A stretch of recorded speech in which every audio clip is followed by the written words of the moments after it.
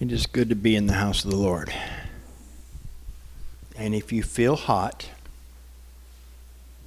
step outside for 30 seconds, come back inside, and it will feel better in here. I was thinking about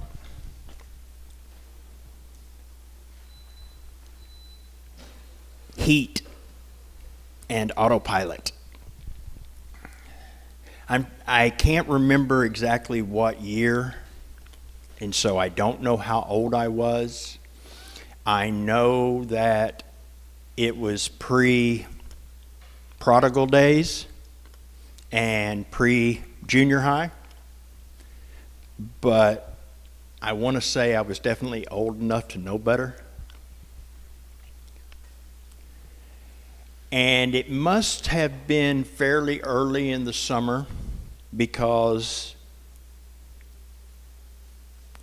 either I had a blue jean jacket stuck in the truck just left over from spring, or it was one of those kind of deals where it was still early enough in the summer where it was going to be cold enough if you had to get up around, way too early to be getting up and go to work. And then later it was going to be 90, East Texas early summer, 57 in the morning, 90 at night or in the afternoon. Anyway, for whatever reason, I had a jacket in the truck. I was with my father. We were hauling hay. And it must have also been early in the summer because I wasn't used to the heat enough yet, I guess. I don't know, because it's the only time I ever remember anything like this happening in all the years we did that. But I got hot. Duh, it was way hot. I got too hot. I got so hot that I got cold. And I had never felt that before. So you know what I did? I put my jacket on and sat down in the sun.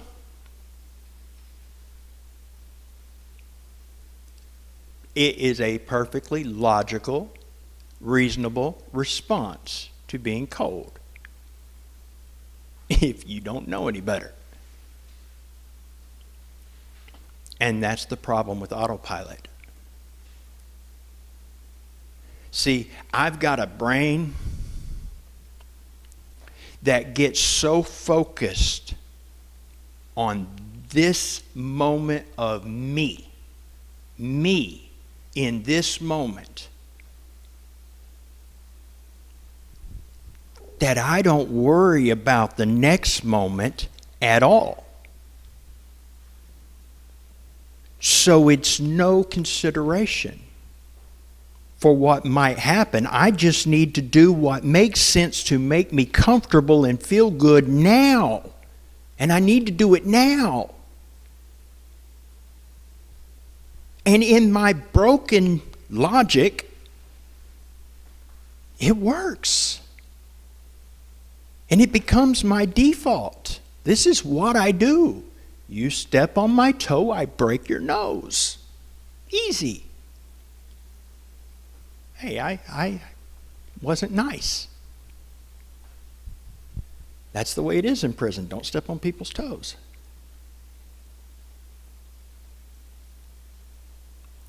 It's not a good way to live if you don't have a good autopilot. See, autopilot only works as good as the pilot it's running off of, the program it's running off of. What happened that day is my father came out of the barn and he saw me sitting in the sun with my jacket on, and he came over with some cold water, got me up out of the sun, got my jacket off of me, got me in the shade, and started pouring water on me and making me drink cold water. And I'm like, this is cold and I don't want cold. And he's explaining to me what's going on. See, my father knew that it was more important that I get cooled off than that I feel comfortable. Because I could have sat there comfortable and baked to death. And probably would have if somebody hadn't seen me. You know, that little boy got a headache and went home to his mama and died. That kind of thing could have happened. My father knew better. I didn't. My autopilot was wrong. And today my autopilot is still wrong more often than not, because my autopilot is usually a default that's about, I'm in myself. I got wounded, I got hurt, or I got angry, or I got afraid, or I got cold, or I got hot, or I got hungry, or I got tired, or I got too hot. Anything. Life. I got life. I'm running out of spoons, I'm running out of energy, and I don't have enough to give 100% to anything, so things start going on autopilot so that I can just keep putting one foot in front of the other, and then something happens and my autopilot reaction is not of God because it's me. And I just, without thinking about it, do it.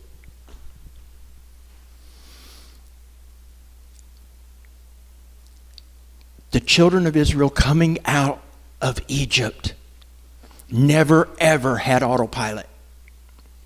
They had a pillar of fire by day and by night, and a cloud by day. Excuse me for stumbling all over that. Every moment it was like, okay, where is that going? That's where I'm going. At no point did they get up and look around the desert and go, I think we'll go that way. There was no point where at any reaction there was anywhere to look except for there. So if we will turn off our autopilots in the areas where we are worried, in the areas where we have habitual sin, in the areas where we struggle against fear or anger or whatever, and we can't seem to fight that battle, we have to consciously remember that autopilot's not us. If you're going to walk on autopilot, it needs to be the autopilot of the Spirit and grace. Because that autopilot of surrender to God, I just don't want to act or react in any way that is not of you. That grace is there if we will do it, but we have to surrender.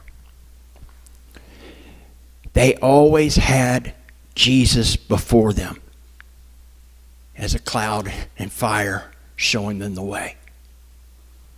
And we always have Jesus before us in the understanding of what he did on that cross and how he came out of that tomb, and that the same Spirit that was in Jesus, the same Spirit that rose Jesus from the dead, the same Spirit that anointed Jesus, now dwells in you and in me. So we have the same grace. We don't have the same grace. We have the same Spirit by grace to walk in the freedom to keep our autopilots off and check ourselves before we react and before we act. It's freedom. It's not self-control, except it is. But it's the kind of self-control that's promised as a fruit of the Spirit.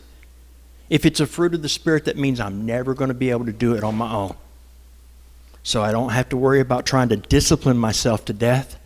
I just have to remember to kneel myself to death before the cross of the one who died for me and for you and rose out of love for us, to take all of our guilt, all of our shame, all of our pain, all of our wounds, all of everything upon himself, so that we could be made whole, so that we could be made new, so that we could be made his and have life. So, with no autopilot, because this isn't intermission, and full focus of what he did and because of his love for us, and our desire to respond to that in a way that makes him smile, makes him happy because his little kids want to make him happy. How cool is that? Come make him happy and spend some time with Jesus at the table. Come as you will.